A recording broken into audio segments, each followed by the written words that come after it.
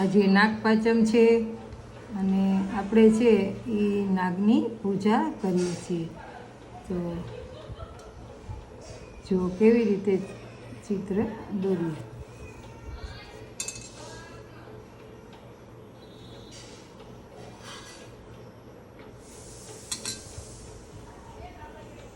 નાગપાંચમમાં ચણા છે, બાજરો છે, એ પલાળેલું હોય એ ધરવાનું હોય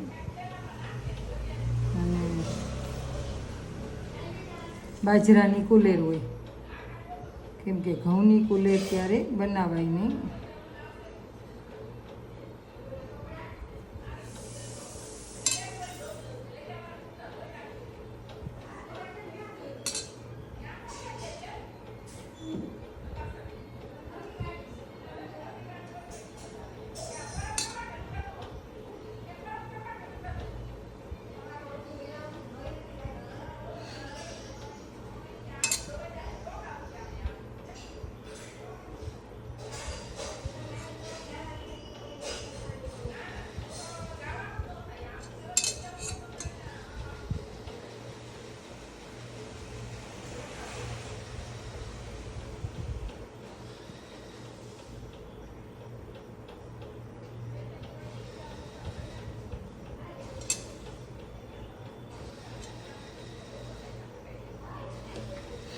અને ત્યારબાદ આપણે અહીંયા નાનું એવું પારણું બનાવશું.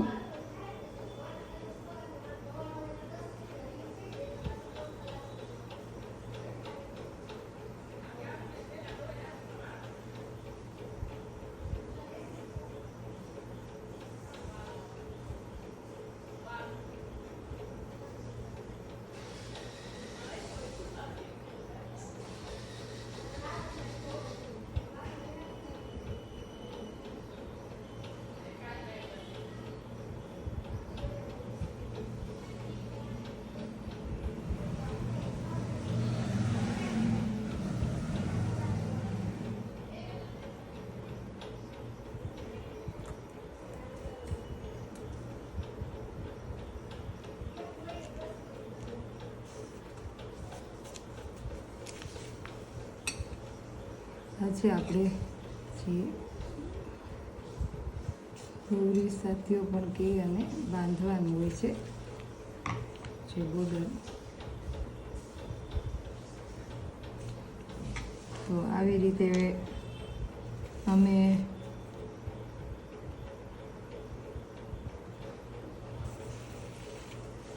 જીવંતિકામાંનું વ્રત હોય ને ત્યારે પણ કરીએ છીએ.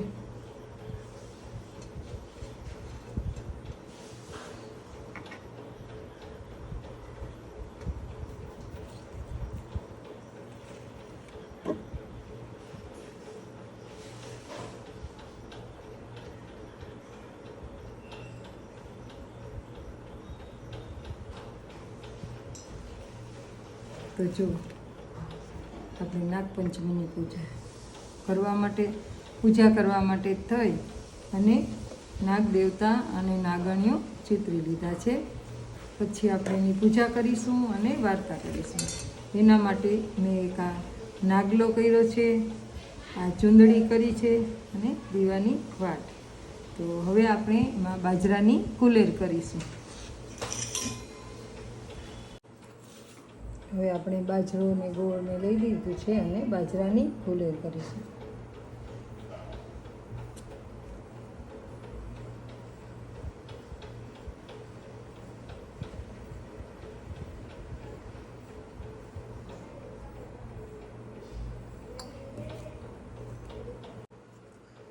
જો આપણી બાજરાની કુલેર થઈ ગઈ. કેમ કે નાગબાપાને ઘઉંની કુલેર ન દેવાય, કેમ કે ઘઉં છે એ ચોટી જાય.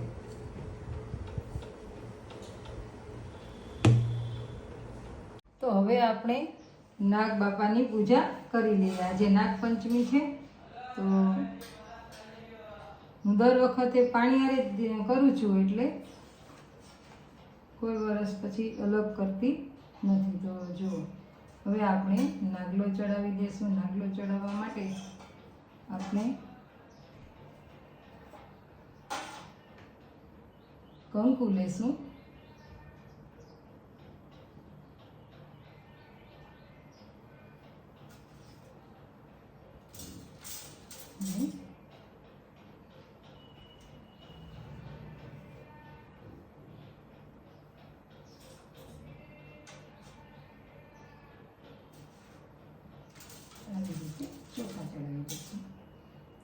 ચૂંદડી છે તેને પણ આપણે આવી રીતે ચડાવી દઈશું.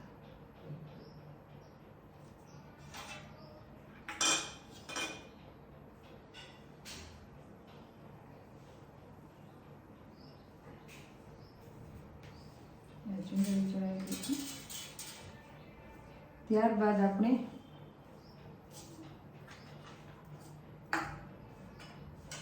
દીવો અને અગરબત્તી કરી લેશું, આરતી કરી લેશું.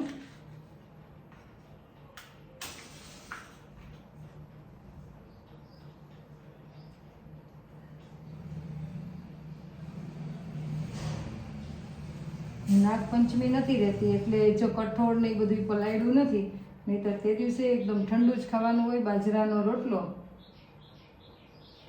અને ચણા, મગ, કઠોળ જે કાંઈ ભરાય, જે કાંઈ પલાળ્યું હોય એ બધું ખાવાનું હોય. તે દિવસે આખો દિવસ ટાઢું જ ખાવાનું હોય કઠોળની.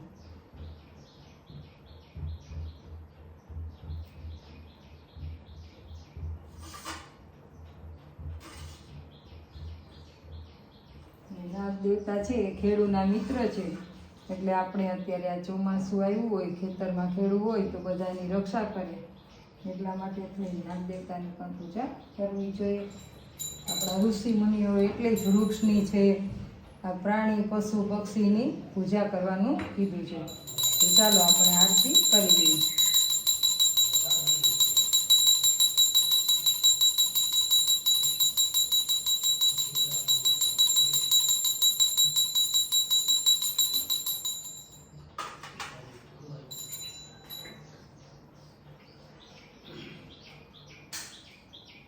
હવે આપણે ખુલે ધરાવી દઈશું.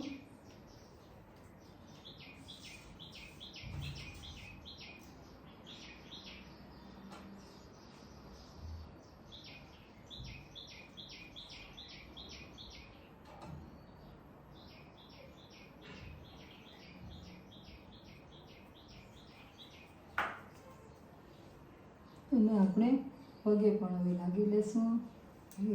નાગ દેવતા બધાની રક્ષા કરજો.